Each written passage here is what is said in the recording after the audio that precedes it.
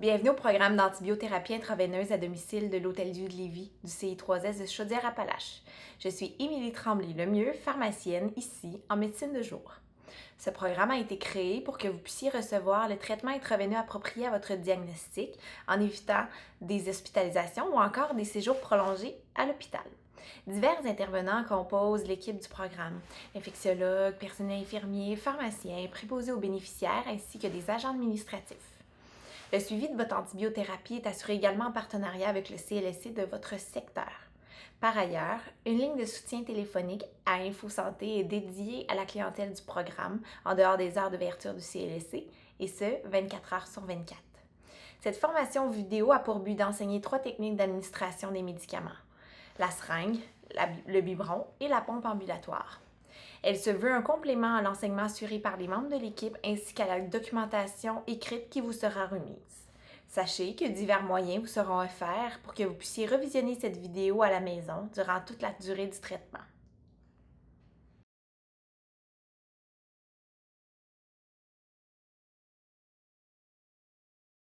Le cathéter intraveineux est court, mince et flexible. Il sert à l'administration des antibiotiques. L'aiguille utilisée pour l'installation est retirée une fois le cathéter bien en place.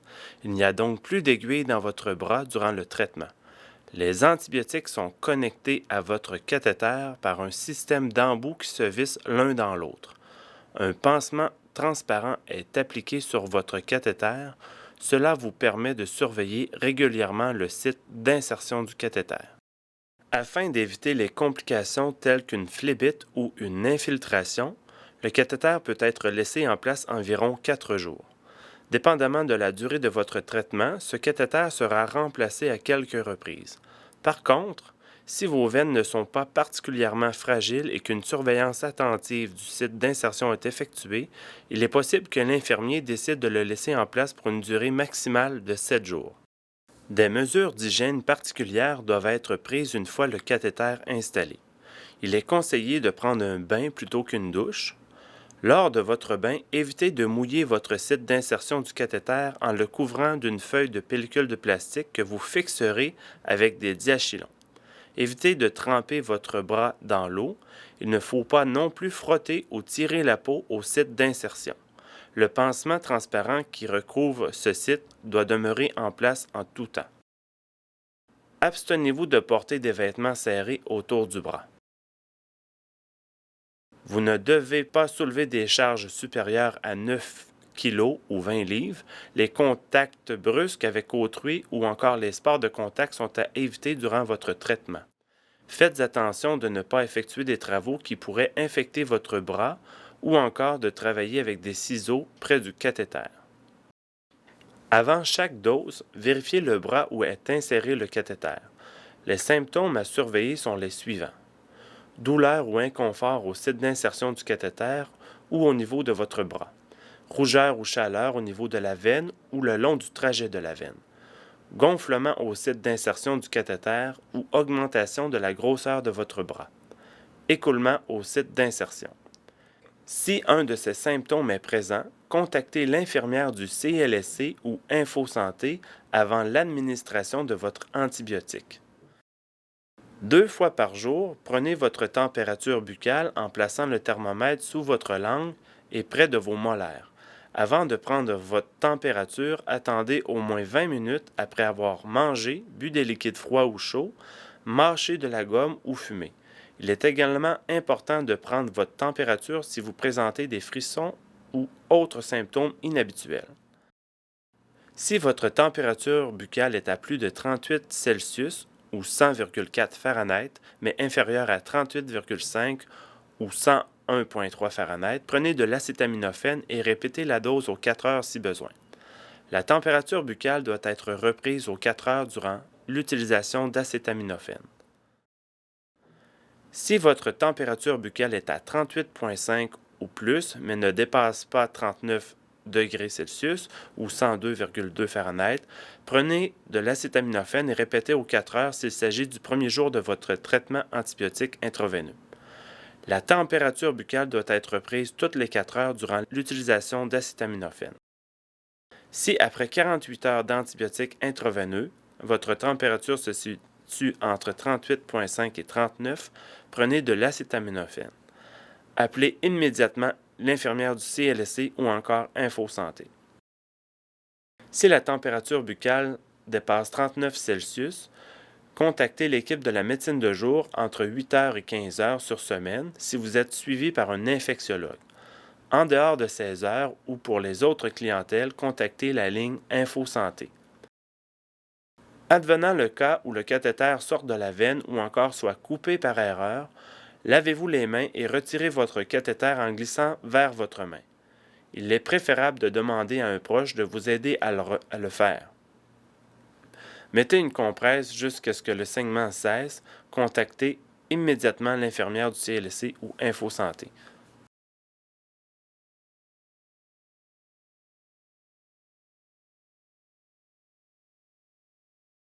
La seringue est une méthode d'administration des antibiotiques pratique et facile d'utilisation.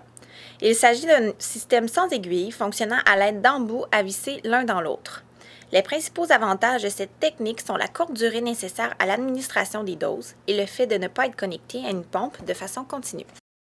Les seringues seront disponibles à votre pharmacie habituelle au même titre que les autres médicaments que vous prenez. Le pharmacien de l'équipe s'occupera de commander la quantité d'antibiotiques nécessaire jusqu'à votre prochain rendez-vous de suivi avec le médecin. Selon la région où vous habitez, il peut y avoir un délai entre le moment où l'antibiotique est commencé et la disponibilité de celui-ci à votre pharmacie, car la préparation est faite par un centre spécialisé en produits stériles. Il se peut que l'hôpital vous fournisse quelques seringues selon ce délai. On vous mentionnera à quel moment aller récupérer vos antibiotiques à la pharmacie. Selon la situation, la Régie d'assurance maladie du Québec ou votre assurance privée vous remboursera en partie les frais pour le médicament. Les seringues doivent être conservées au réfrigérateur. Elles doivent être sorties et déposées sur un comptoir à température pièce au moins 15 minutes avant l'heure de la dose prévue. Vous recevrez par écrit les modalités de conservation propres à votre antibiotique. Le reste du matériel pour injection doit demeurer à température pièce. Lorsque vous êtes prêt à recevoir votre dose d'antibiotiques, rassemblez tout le matériel requis et déposez-le sur une surface propre que vous aurez préalablement désinfectée avec un nettoyant de tout usage. Choisissez un endroit calme. Évitez de parler, souffler ou tousser vers le matériel que vous placerez sur votre surface de travail. Si vous avez des animaux domestiques, assurez-vous qu'ils ne soient pas dans la même pièce que vous. Vous devez avoir en main une montre ou encore un chronomètre. Défaites les emballages et assurez-vous que la seringue d'antibiotiques soit à température pièce. Si ce n'est pas le cas, patientez avant de vous administrer la dose. Lavez-vous les mains avec du savon en les frottant sur les deux côtés ainsi que dans les espaces entre les doigts. Un lavage efficace devrait durer au moins 30 secondes. Sortez délicatement la tubulure de votre cathéter du filet. La surveillance du cathéter doit être faite systématiquement avant chaque dose. Si vous notez un des signes ou symptômes suivants, veuillez contacter votre CLSC ou encore Info Santé. Une douleur ou un inconfort au site d'insertion du cathéter ou à votre bras. Une rougeur ou une chaleur au niveau de la veine ou le long du trajet de la veine. Un gonflement au site d'insertion du cathéter ou une augmentation de la circonférence de votre bras. Une présence d'écoulement au niveau du site d'insertion. Si aucun de ces signes ou symptômes n'est présent, vous pouvez procéder à l'injection. Désinfectez avec un tampon d'alcool le bouchon d'injection pendant 30 secondes en le maintenant bien dans votre main. Enlevez le capuchon protecteur sur la seringue de NaCl. Le bout de la seringue ne doit pas toucher à rien. Mettez la seringue en position verticale, le bout vers le haut. Tournez délicatement le piston pour le décoller. Tirez-le ensuite vers le bas. Poussez doucement sur le piston jusqu'à l'apparition d'une goutte de liquide au bout de la seringue. Ceci permet d'expulser toute bulle d'air de la seringue. Vissez la seringue sur le bouchon d'injection de votre cathéter jusqu'à ce que le branchement soit solide. Ouvrez le clamp de la tubulure du cathéter. Injectez en 1 minute la seringue de 10 ml de NaCl en poussant sur le piston 1 ml à la fois. Si une douleur, un gonflement ou une résistance survient, cessez immédiatement l'injection et contactez l'infirmière du CLSC ou Info Santé avant de continuer. Dévissez la seringue de NaCl du bouchon d'injection. Désinfectez à nouveau le bouchon d'injection avec un tampon d'alcool durant 30 secondes. Enlevez le capuchon protecteur sur la seringue d'antibiotiques. Le bout de la seringue ne doit pas toucher à rien. Mettez la seringue en position verticale, le bout vers le haut. Tirez doucement le piston vers le bas, puis poussez-le jusqu'à l'apparition d'une goutte de liquide au bout de la seringue. Vissez la seringue d'antibiotiques sur le bouchon d'injection de votre cathéter jusqu'à ce que le branchement soit solide. Préparez votre montre ou votre chronomètre. Chaque minute, vous devez pousser sur le piston pour injecter un volume d'antibiotiques qui varie selon le traitement qui vous est prescrit. Il est important de suivre attentivement le temps pour éviter de faire une injection trop rapide. En cas de doute, il est préférable d'attendre une minute supplémentaire avant de poursuivre. Une fois la seringue d'antibiotiques vide, dévissez-la du bouchon d'injection de votre cathéter. Désinfectez à nouveau le bouchon d'injection avec un tampon d'alcool durant 30 secondes. Enlevez le capuchon protecteur sur la seringue de NaCl. Le bout de la seringue ne doit pas toucher à rien.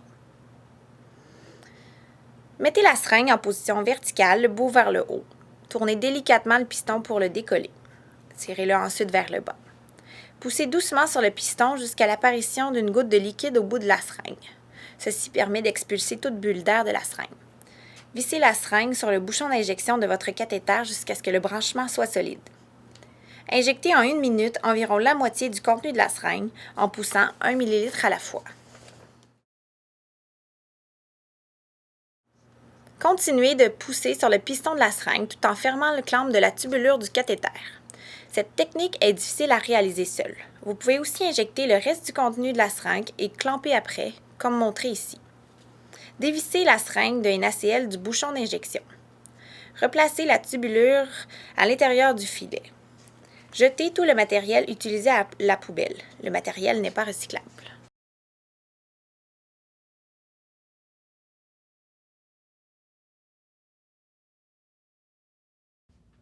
En conclusion, le succès du traitement dépend en grande partie de vous. Vous devez respecter la façon de faire et être vigilant pour détecter tout signe de complication ou d'aggravation de l'infection.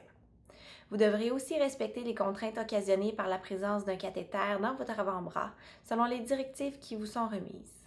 Sachez qu'un professionnel de la santé est disponible en tout temps pour vous aider en cas de problème. Pour tout problème concernant l'accès veineux, la pompe ambulatoire ou la technique d'administration des antibiotiques, contactez l'infirmière de votre CLSC entre 8h30 et 16h sur semaine. En dehors de ces heures, ainsi que durant la fin de semaine et les jours fériés, contactez la ligne InfoSanté en composant le 811. On dirigera votre appel à l'infirmière attitrée à votre secteur au besoin. Cette ligne est disponible 24 heures sur 24, 7 jours par semaine. Si vous présentez de la fièvre inférieure à 39 degrés Celsius, référez-vous à la documentation écrite portant sur l'entretien du cathéter qui vous sera remise.